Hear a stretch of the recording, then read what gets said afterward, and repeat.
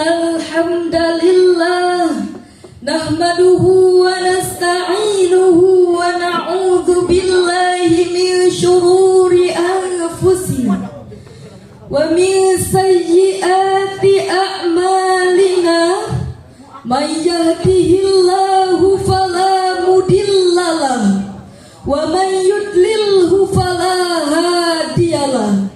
Asyhadu an la ilaha illallah wa asyhadu anna Muhammadan abduhu wa rasuluh lan nabiyya ba'da. Sahabat Syarhil Quran yang berbahagia, serta para dewan hakim yang arif dan bijaksana, yang di tangan kanannya tergenggamkan palu emas keadilan dan tinta emas kejujuran. George Bernard dalam bukunya yang begitu fenomenal, Management in 20XX, What Will Be Important in the Future, memproyeksi bahwa teknologi akan berkembang dengan cepat, pesat, dan melesat begitu dahsyat. Perkembangan teknologi akan memberikan dampak yang sangat luar biasa dan akan merubah tatanan kehidupan. Buku yang ditulis pada tahun 2004 ini memprediksi begitu banyak perubahan yang akan terjadi sebagai dampak dari perkembangan teknologi. Mulai dari perubahan cuaca hingga musim yang bisa kita ganti sesuka hati. Pembangunan kompleks perumahan di pulau, manusia robot banyak diciptakan. Bahkan pada tahun 2091 akan diprediksi penggunaan alat teknologi akan digunakan dalam praktik ibadah keagamaan. Sungguh begitu dahsyat perubahan yang akan kita rasakan. Hadirin, ibarat dua mata pisau, perkembangan teknologi memberikan dampak yang sangat besar sekaligus memberi ancaman bagi praktik ibadah keagamaan. Perkembangan teknologi informasi telah mengantarkan kita pada era di mana dakwah semakin tersebar luas tak terbatas, mulai dari tingkat lokal hingga internasional, dari dunia nyata hingga ke dunia maya, dari musola masuk ke ruang-ruang biara hingga gereja, dari yang mendengarkan puluhan hingga jutaan, kajian yang menggunakan kitab-kitab kuning dan tebal hingga kitab berbasis digital. Namun sayang hadirin, dakwah di era digital masih belum sesuai dengan harapan. Masih banyak dai-dai yang gagap teknologi sehingga media banyak diisi dengan tayangan-tayangan yang merusak pikiran dan hati. Jika ini dibiarkan hadirin, maka generasi muda yang akan datang akan semakin terdegradasi. Mengingat akan betapa pentingnya hal ini, maka pada musabaqah Syarhil Quran ini, izinkan kami menyampaikan pensyarahan Al-Quran yang berjudul Dakwah di Era Digital sebagai Penguatan Moderasi Beragama, dengan landasan Al-Quran Surah An-Nahl ayat 125. Allah berfirman, A'udzubillahi minasyaitonirrajim.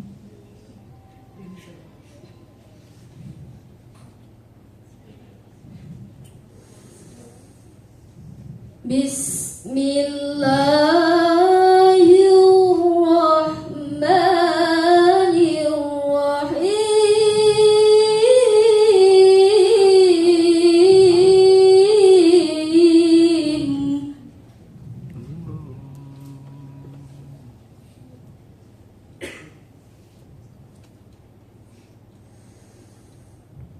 Ud'u ila sabili rabbika bil hikmati wal mau'izatil hasanah.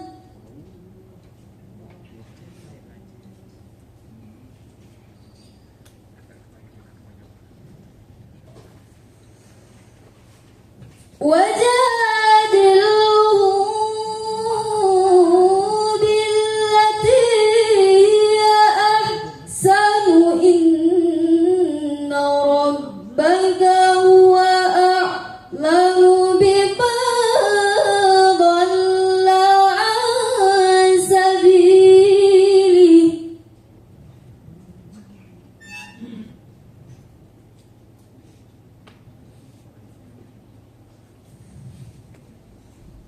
Inna rabbaka huwa a'lamu biman dhalla an sabili wa huwa a'lamu bil muhtadin. Aku berlindung kepada Allah dari godaan-godaan setan yang terkutuk. Dengan menyebut nama Allah yang Maha Pengasih, Maha Penyayang, serulah manusia kepada jalan Tuhanmu dengan hikmah dan pengajaran yang baik, serta debatlah dengan mereka dengan cara yang lebih baik. Sesungguhnya Tuhanmu pahaman sambutan serta ketaatannya. Pandangan ini menunjukkan bahwa dakwah bersifat dinamis, yaitu menyesuaikan dengan kondisi dari objek dakwahnya.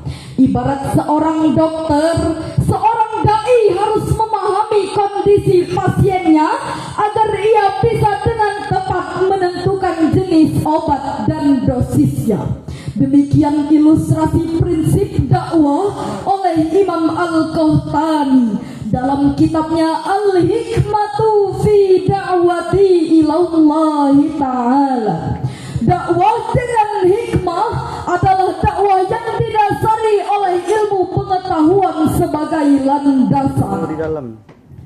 Demikian pula dakwah para wali songo, prinsip dakwah yang digunakan adalah menang tanpa tanding dan lurung tanpa bala, melahirkan sebuah terobosan melalui pagelaran wayang sehingga yang menonton tenang, senang, tertawa riang, tidak uring-uringan, bisa sambil makan pulangnya kenyang, tidak menimbulkan perkelahian, perpecahan, apalagi peperangan. Dahsyatnya hadirin, setelah pulang banyak di antara mereka yang memeluk agama Islam. Masya Allah.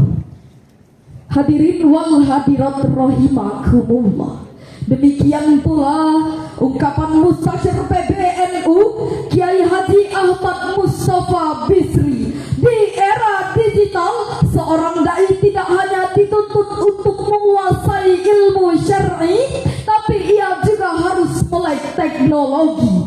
Disinilah seorang dai tidak hanya dituntut untuk lebih selektif, inovatif dan kreatif dalam menyampaikan pesan kepada umat. Badan Penelitian Pengembangan Kementerian Agama mengungkapkan bahwa dakwah di era digital wal mau'izatil hasanah.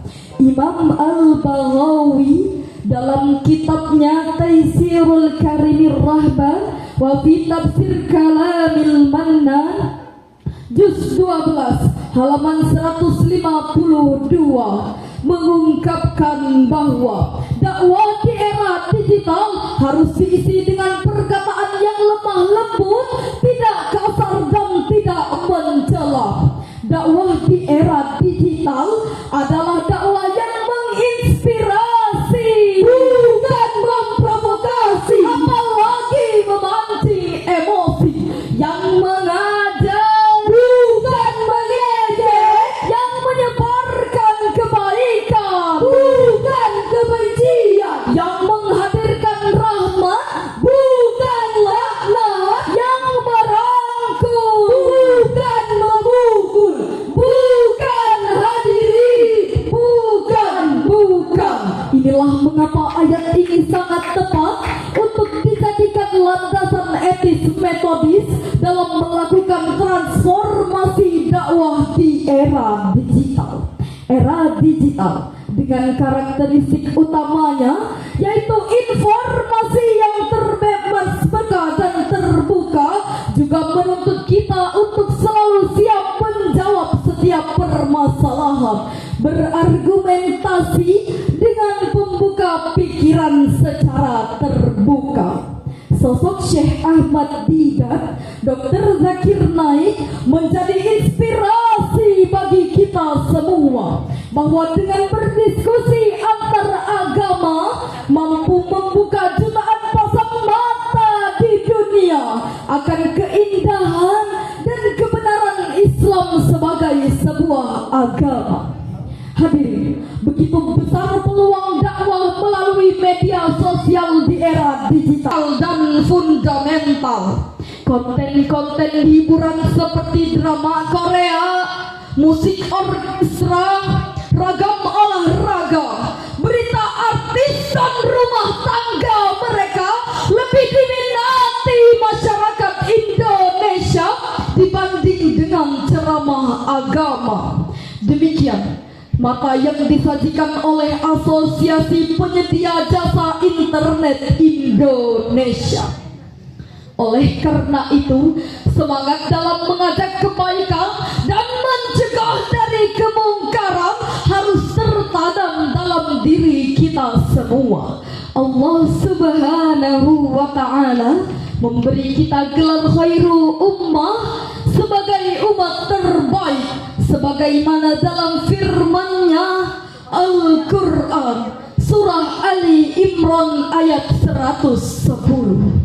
Kuntum khayra ummatin ukhrijat lin-nasi ta'muruna bil ma'rufi wa tanhauna 'anil munkar.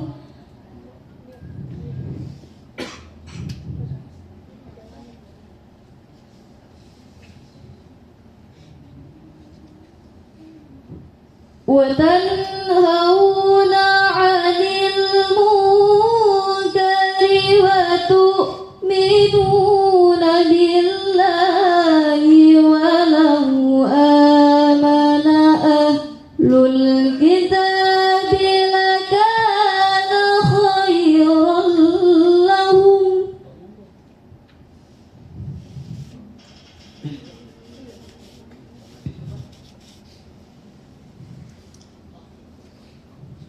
منهم المؤمنون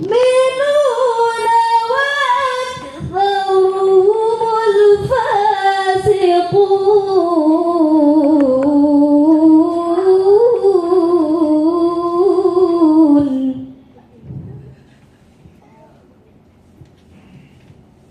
منهم المؤمنون وأكثرهم الفاسقون.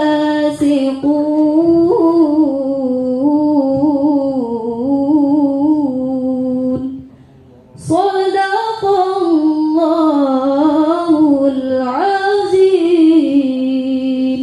Kamu umat Islam adalah umat terbaik yang dilahirkan untuk manusia. Selama kamu menyuruh berbuat yang ma'ruf dan mencegah dari yang mungkar dan beriman kepada Allah, sekiranya Ahlul kitab beriman, tentulah itu lebih baik bagi mereka. Di antara mereka ada yang beriman, namun kebanyakan dari mereka adalah orang-orang fasik. Maha benar Allah dengan segala firman-Nya. Hadirin wal hadirat rahimakumullah. Beberapa ulama tafsir seperti Imam Al-Qurtubi Al-Tabari dan Imam Al-Bagdawi menyebutkan bahwa yang dimaksud dengan khairu ummah adalah kita sebagai umat Nabi Muhammad sallallahu alaihi wasallam. Mengapa dikatakan sebagai umat terbaik? Karena agama yang telah Allah titipkan untuk kita dan dakwah kita. Nahnu afdalu minkum wa dinuna khairum mimma fad'unana ilaihi. Ayat tersebut menjadi monster bagi kita semua untuk siap tampil menjadi agent of change yang menyuarakan kebenaran, mengisi ruang kosong dengan kebaikan. Jangan sampai ruang-ruang informasi diisi dengan hal-hal yang jauh dari kebenaran. Maka mulai sekaranglah mari isi media sosial kita dengan konten-konten dakwah yang indah dan menggugah. Sahabat Syarhil Quran yang kami banggakan, serta para dewan juri yang arif dan bijaksana. Dari uraian di atas dapat kita simpulkan bahwa transformasi dakwah di era digital dapat dilakukan melalui dua bagian. Yang pertama, transformasi dari era tradisional ke era digital menjadi narasi yang menginspirasi, dari debat yang menegangkan menjadi debat yang menyenangkan. Tetap bersama meski pandangan kita berbeda. Untuk menutup syarahan ini, izinkan kami menyampaikan sebuah syair lagu berikut ini. Kalam suci menyentuh kalbu berjuang, maju serentak mencapai kemenangan untuk negara, bangsa dan keadilan. Panggilan jihad hidupkan, panggilan jihad hidupkan. Allahu Akbar, Allahu Akbar, Allahu Akbar, Allahu Akbar, Allahu Akbar, Allahu Akbar. Ikan hiu makan terasi. Thank you, terima kasih. Billahi taufik wal hidayah, warida wal inayah. Wassalamualaikum warahmatullahi wabarakatuh. Waalaikumsalam warahmatullahi wabarakatuh.